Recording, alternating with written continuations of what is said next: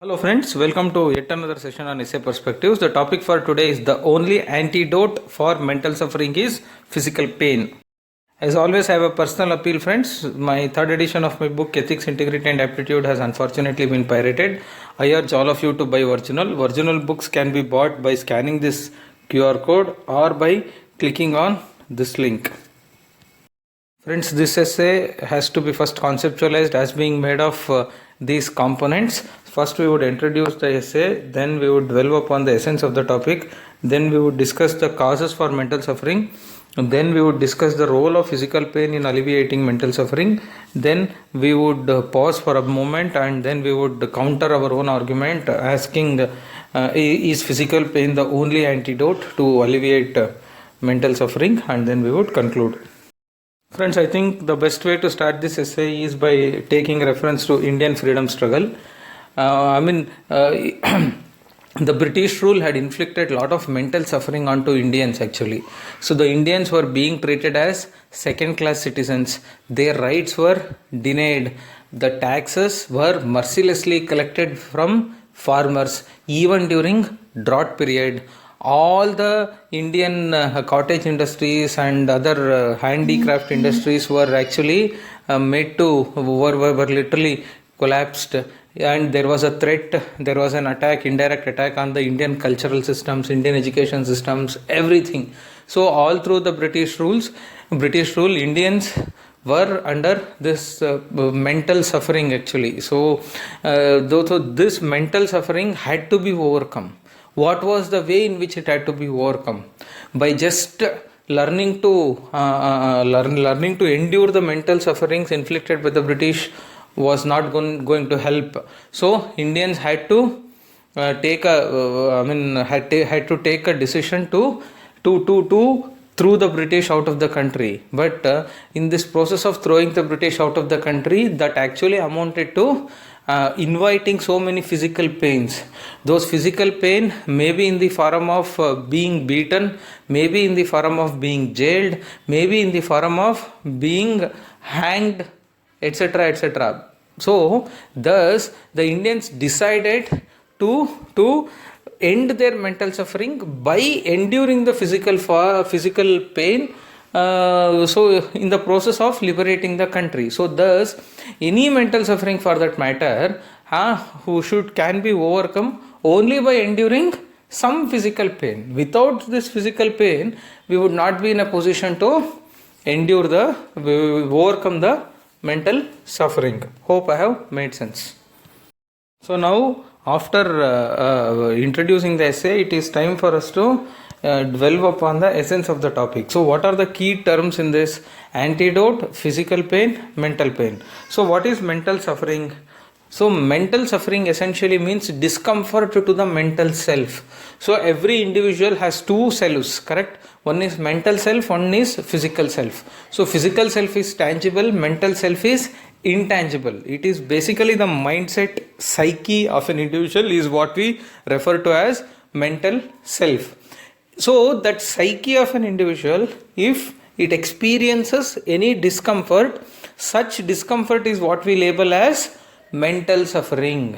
So that means a sense of anxiety, a sense of diffidence, a sense of inferiority complex, a sense of helplessness, a sense of being exploited, a sense of being weak. So all these things would constitute mental suffering, correct? So all this encapsulate what we call discomfort to mental self, correct? So then now let us talk about physical pain. So physical pain is discomfort to physical self as against the mental suffering is discomfort to the mental self. So what is this physical self? Physical self is the tangible flesh and blood bones of any human being, correct? So this discomfort to the physical self normally gets manifested in the nature of fatigue, in the nature of pain, in the nature of wound, in the nature of physical weakness, So etc., etc., etc. Correct, in the nature of torture, excruciating pain, everything. So then what is this antidote? Antidote, as all of us are aware, is the solution basically. Okay, antidote is basically medicine that saves a person from poison. Correct. So here in this context, the statement essentially tries to argue that the only solution to overcome or to come out of one's mental to come out of discomfort to one's mental self is to endure or is to take or invite discomfort to physical self. So this is the crux of the statement, correct? So this statement so hope I have made sense. So now let us try to establish the link between this mental suffering and physical self. See, this mental suffering and physical self are not two separate things. They mostly get linked at some point of time, correct? A person who is beaten, correct, would not just feel the pain on the body, he would also feel a sense of helplessness, a sense of inferiority in the mind also. So thus both mental suffering and physical pain are linked to each other, okay? But however, there are certain cases where mental suffering may not have any association with physical pain also. A person who is not beaten also would feel inferior, correct? So thus they are two independent selves. So we can very well say that every physical pain would necessarily have some impact on the psyche of normal individuals. Please underline that. So however, every mental suffering need not have any link to physical discomfort. So this is how the relationship between mental suffering and physical pain can be put out, okay? So I said for normal individuals, correct? So there are many extraordinary individuals like Mahatma Gandhiji, etc., who had trained their mind not to get disturbed by the physical pain, correct? So Gandhiji went to an extent of propagating non-violence, propagating satyagraha, which was nothing but a positive force. So satyagraha essentially enunciates that a person, though being beaten, though being put to a lot of suffering, should accept that suffering with a smiling face. So, but of course, this is possible only for great personalities, correct? So, this is the relationship between mental suffering and physical pain. Now, let us set the tone for this essay. So, after understanding all these things, this essay essentially expects us to explore if enduring some physical pain is the only solution for escaping from mental suffering, correct? Let's move on. So after understanding the essence of the topic, it is important for us to now understand the causes for mental suffering, correct? So what are the reasons for mental suffering? So first one is exploitation. A person who is exploited would always feel inferior. Alternately, a person who is exploiting would feel superior.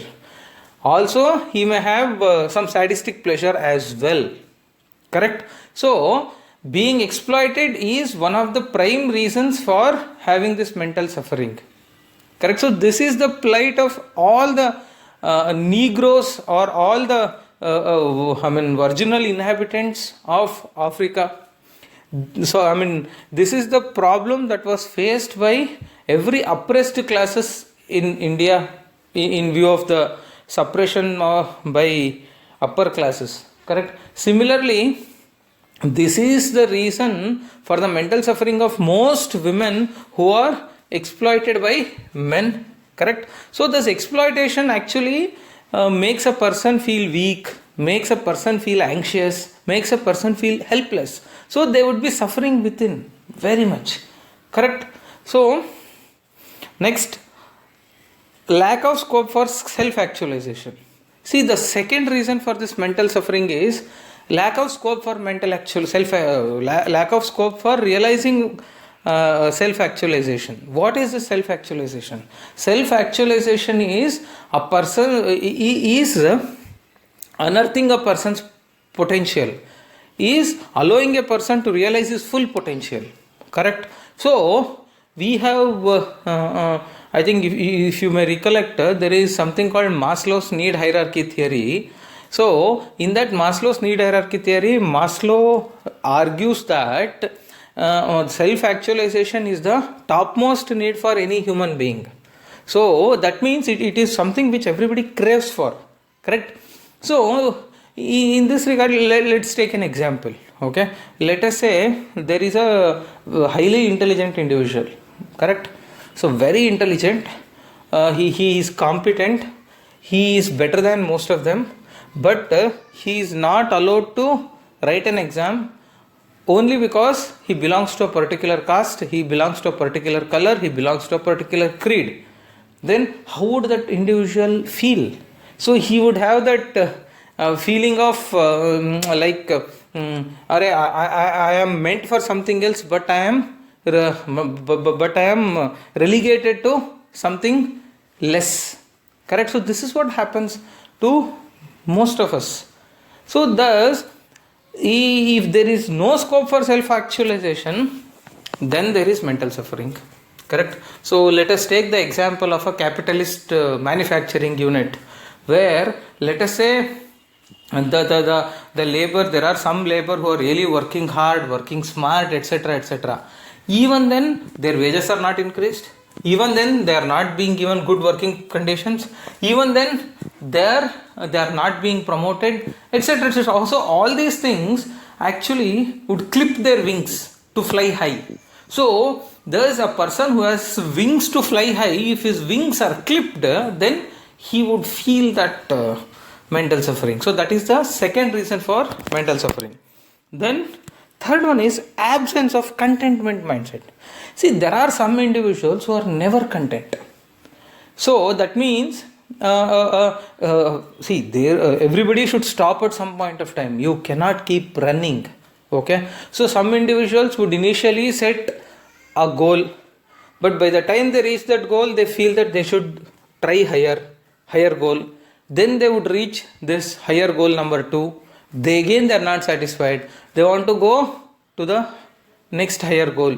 So this constant shifting of goals, of course, it is good. It allows a person to develop on one count, but at the same time, such individuals would continue to feel discomfort, continue to have that mental suffering. So they would never be happy. So at the end of the day, everybody should be contented at some point of time. If you don't see, again, this contentment is an attitude. This contentment does not happen automatically.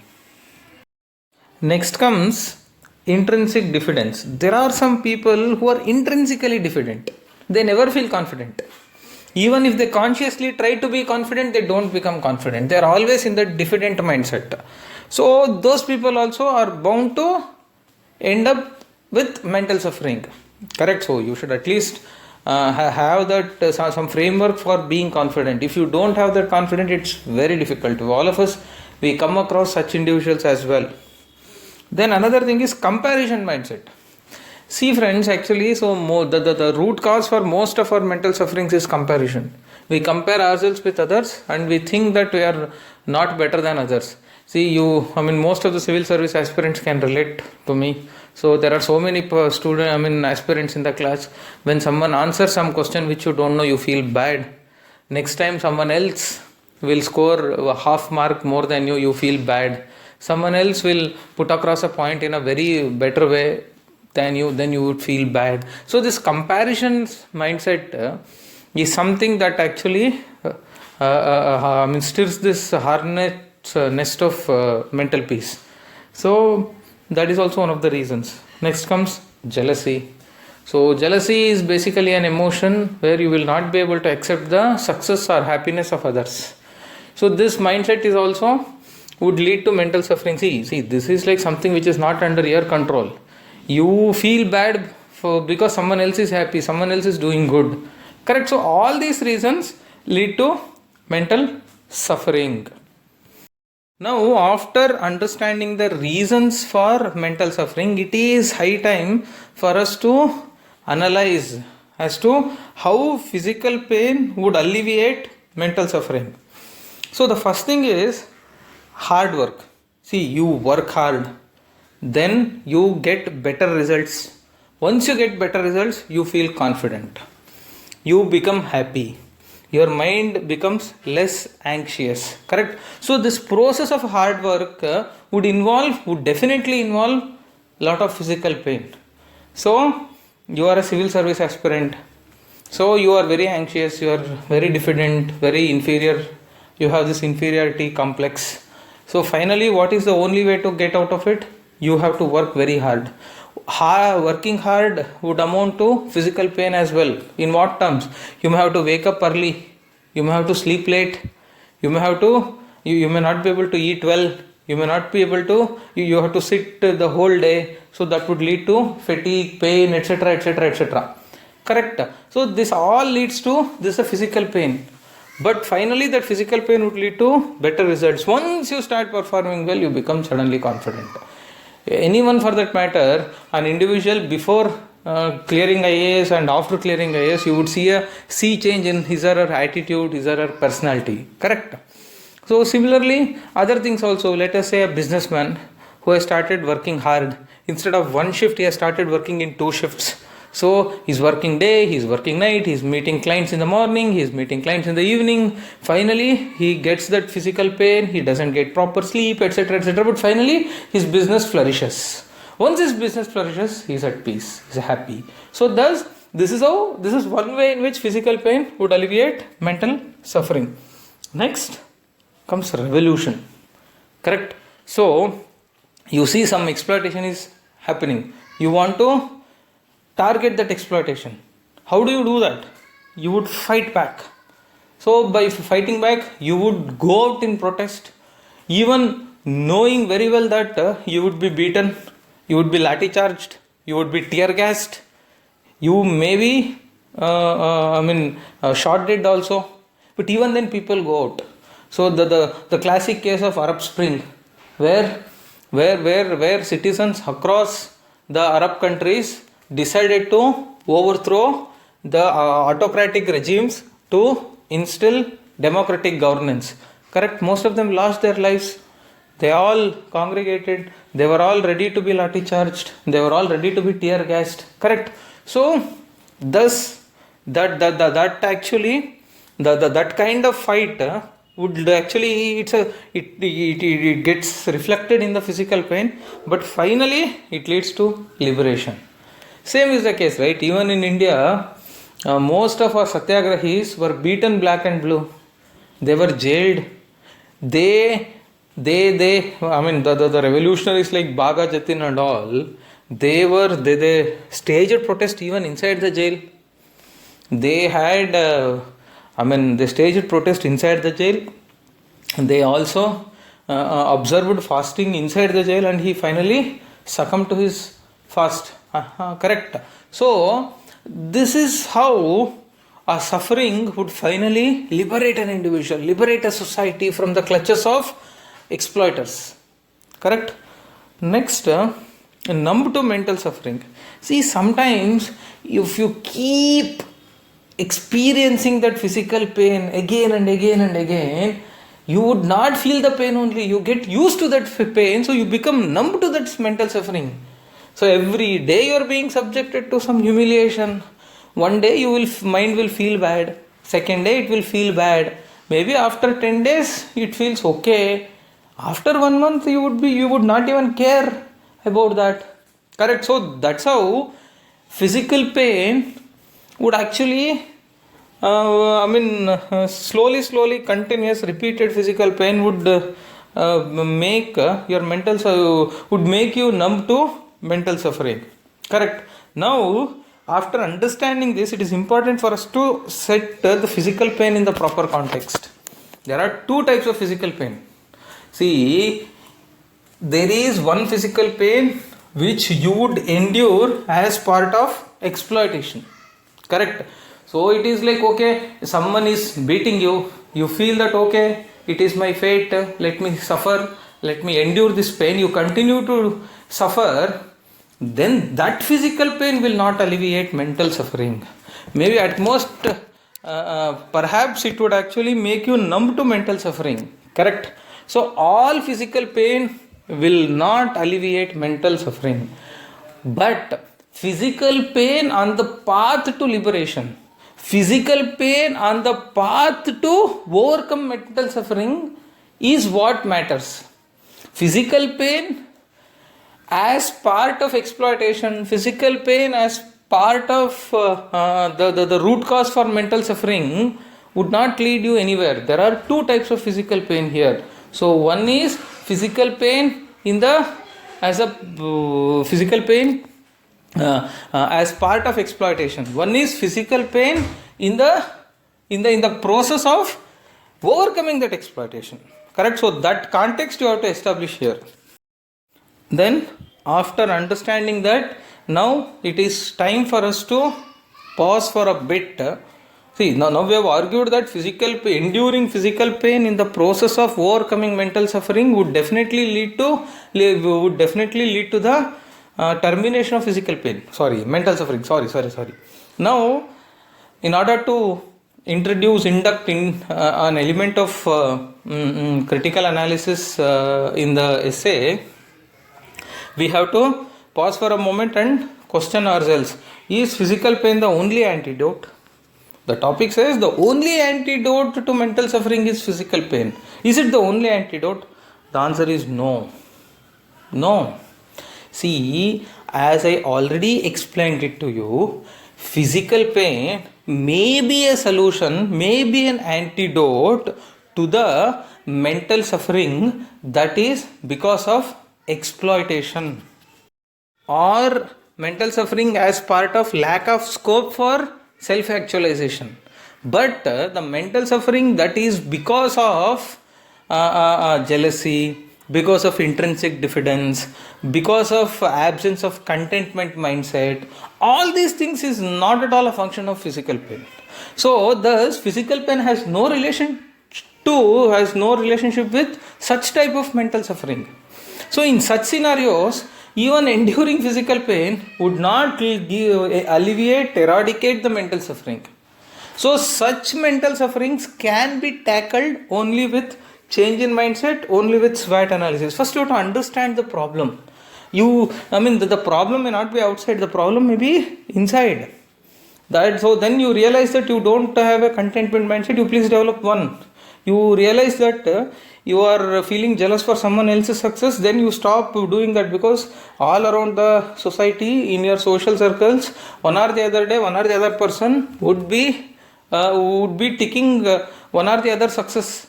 You cannot keep worrying, feeling jealousy for someone else's success. You understand that and you change your mindset, start feeling proud about others' successes, start celebrating their successes, then perhaps there would be change in your mental suffering status also. Okay. Then second thing is SWOT analysis. See, you should do your SWOT analysis. First you should be aware of your strengths, weaknesses, opportunities, and then threats. When you are aware of it, you know where to exert yourself, where to look for opportunities, how to thwart threats, etc., etc. So this would actually help you to most of the times to avoid, to preempt the mental suffering in the very first place. Okay. So that aside, so now it is, after this elaborate discussion, it is time for conclusion. From the elaborate discussion, we can very well conclude that physical pain, enduring physical pain in the process of liberating oneself from the mental suffering arising out of exploitation or lack of self-actualization can act as an antidote. But in other cases, where mental suffering is not because of an external factor like exploitation or some oppressive circumstances. So then in such scenarios, physical pain cannot be of any help in liberating a person from mental suffering. In such scenarios, the solution lies from within. A person has to look for solution from within, so he has to change mindset, he has to know about himself, build self-awareness, regulate his thoughts, regulate his behavior, and finally he should come out of that mental suffering. Okay, hope I have made sense, friends. Let's meet next week with another essay.